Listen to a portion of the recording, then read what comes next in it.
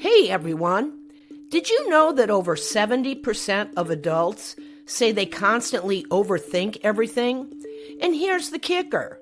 Studies show that chronic overthinking can lead to increased anxiety, depression, and even a decline in physical health.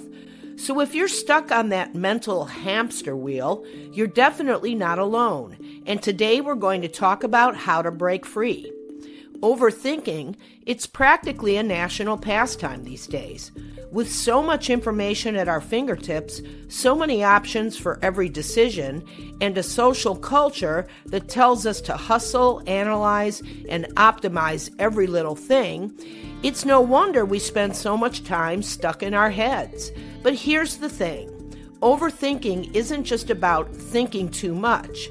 It's often about feeling trapped in a loop where every what-if spirals into a full-blown mental rabbit hole.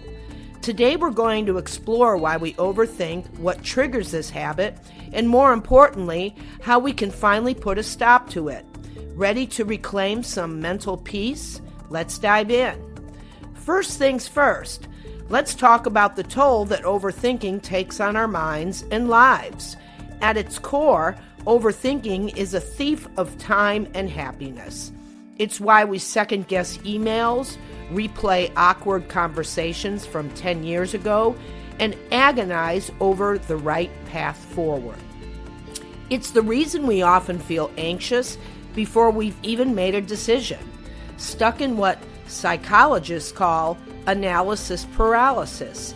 You know, that feeling of mentally exhausting yourself before you've even acted on a single decision? That's overthinking. Not only does it zap our energy, but it actually lowers our productivity because we spend so much time going over the details instead of taking action. And if you've ever noticed that the more you overthink, the more anxious you feel, there's a scientific reason for that. Overthinking activates our brain's stress response, which floods our system with cortisol, the stress hormone.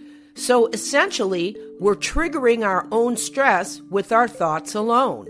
It's an endless cycle, but thankfully, it's one we can break. Now, why do we overthink so much? What makes us analyze things until we're too stressed or scared to move forward? Well, there are a few big reasons. The first is fear of failure. For many of us, every decision feels monumental, like there's a right and a wrong choice that will change the course of our lives. So instead of making a move, we sit there analyzing every possibility, trying to predict every outcome. Ironically, the more we try to avoid failure, the more we end up stuck and anxious, which in itself becomes its own kind of failure. Another common reason is perfection. The need to get things just right is a huge contributor to overthinking.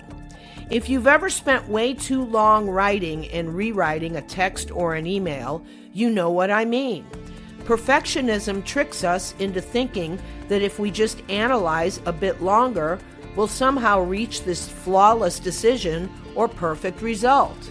Spoiler alert, perfection doesn't exist, and chasing it only leaves us feeling more uncertain and dissatisfied. There's also something called the illusion of control.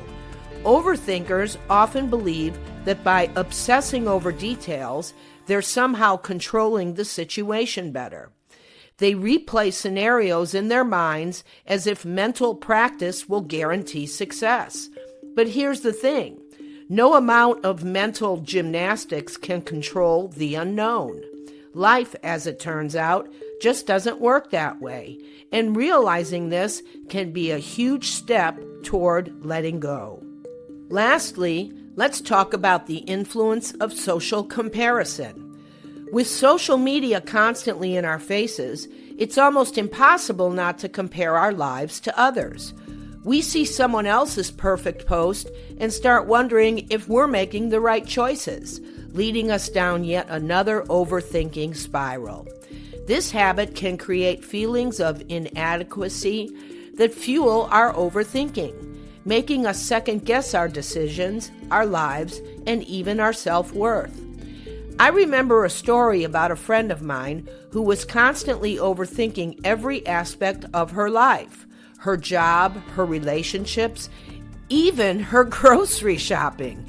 She spent so much time trying to make the perfect decisions that she ended up exhausting herself and feeling more stuck than ever. One day, she hit a breaking point. She was so stressed out over whether to accept a new job offer that she hadn't even noticed the job's deadline had passed. She was too busy weighing the pros and cons to actually make a choice.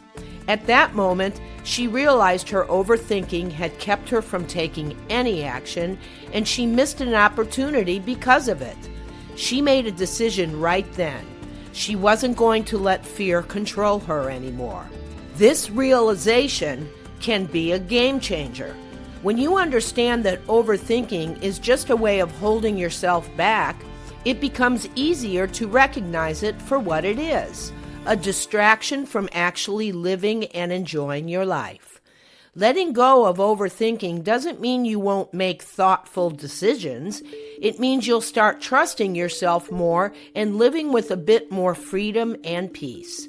So, to wrap it all up, overthinking is a habit, one that we often fall into because of fear, perfectionism, a desire for control, and the pressures of social comparison. But this habit comes at a high cost: our time, our peace of mind, and even our opportunities. The first step to stopping overthinking is to recognize it for what it is and to understand the triggers that fuel it.